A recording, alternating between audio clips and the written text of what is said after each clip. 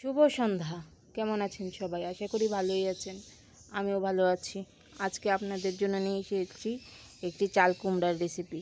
চাল কুমড়া সাধারণত আমরা নানাভাবে খেয়ে থাকি, কিন্তু চাল কুমড়া দিয়ে আমি যে রেসিপিটা তৈরি করেছি তা হয়তো খাওয়া হয়নি। চাল কুমড়া দিয়ে বড়ি দিয়ে রান্না করেছি। বড়ি সবাইরই ভালো লাগে খেতে, আর বড়ি দিয়ে যে কোনো তরকারি আমারও ভালো লাগে। তাহলে কথা না বাড়ি চলে যাই সরাসরি রেসিপিতে। প্রথমে আমি কড়াই আঁচে বসিয়ে দিয়েছি। কড়াই গরম হয়ে আসলে আমি 1 কাপ পরিমাণ সয়াবিন তেল দিয়েছি। তেলটাও গরম হওয়া পর্যন্ত অপেক্ষা করছি। তারপর আমি 5 ফোড়ন, এলাচ থেতো করে দিয়েছি, দারচিনি, তেজপাতা। আমি অবশ্য ডালের বড়ি দিয়ে যেহেতু রান্না করব, তাহলে আমি নিরামিষভাবেই আমি রান্নাটা করছি। পরে 1 চা চামচ হলুদের গুঁড়া দিয়েছি, 1 চা চামচ মরিচের গুঁড়া দিয়েছি, 1 চা চামচ ধনিয়ার গুঁড়া দিয়েছি, স্বাদ মতো লবণ দিয়েছি। তারপর একটু আঁচে নাড়াচাড়া করে নিয়েছি। তার সাথে সামান্য জল দিয়েছি যেন মশলাটা পুড়ে না যায়। তেলটা উপরে উঠে আসলে আমি 1 চা চামচ আদা বাটা দিয়েছি, 1 চা চামচ জিরা বাটা দিয়েছি।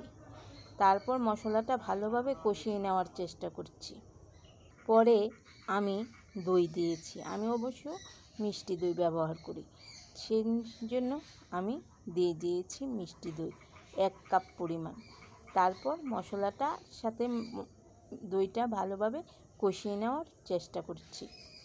মশলাটা যখন ভালোভাবে কষিয়ে এসেছে, তখনও আমি আরেকটু সামান্য দই দিয়ে দিয়েছি। দই দিয়ে আবার আছে নাড়াচাড়া করে নিয়েছি। তারপর চাল কুমড়োগুলো টুকরো করে কেটে রেখেছিলাম ছোট করে, তা দিয়ে দিয়েছি। আমি চাল কুমড়োগুলো আগে থেকে কোনো সিদ্ধ করে রাখিনি, এভাবেই কাঁচা চাল কুমড়োগুলো দিয়ে দিয়েছি। দিয়ে একটু আছে নাড়াচাড়া করে নিচ্ছি মশলার সাথে। তারপর ঢেকে দিয়েছি। কিছু সময় পর ঢাকনা নামিয়ে নিয়েছি। ঢাকনা নামিয়ে একটু নাড়াচাড়া করে নিয়েছি যেন নিচে লেগে না যায়। তারপর সামান্য চিনি আর ঘি দিয়ে দিয়েছি। ঘি দিয়ে একটু আঁচে নাড়াচাড়া করে নিয়েছি। তারপর বড়িগুলো দিয়ে দিয়েছি। বড়ি দিয়ে সামান্য জল দিয়ে দিয়েছি। জল দিয়ে একটু ঢেকে দিয়েছি। কিছু সময় পর ঢাকনা নামিয়ে নিয়েছি। ঢাকনা নামিয়ে নিচ থেকে লাড়িয়ে দিয়েছি যেন নিচে লেগে না যায়, এবং লক্ষ্য রেখেছি যেন এই জলে ভালোভাবে সিদ্ধ হয়।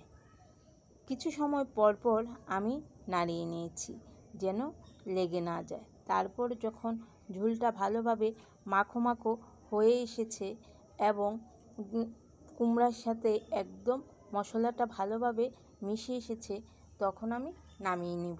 তার জন্য কিছুটা সময় অপেক্ষা করছি। যখন হয়ে এসেছে, একদম ঝোলটা গায়ে মাখা অবস্থায় আছে, তখন আমি নামিয়ে নিয়েছি। চাইলে আপনারাও এভাবে করে দেখতে পারেন। তারপর আমি গরম ভাতের সঙ্গে পরিবেশন করেছি। চাইলে আপনারা রুটি, লুচি এবং পরোটার সঙ্গে খেয়ে দেখতে পারেন। আমার তো ভালো লেগেছে, আশা করি আপনাদেরও ভালো লাগবে এভাবে রান্না করলে নিরামিষের দিনে।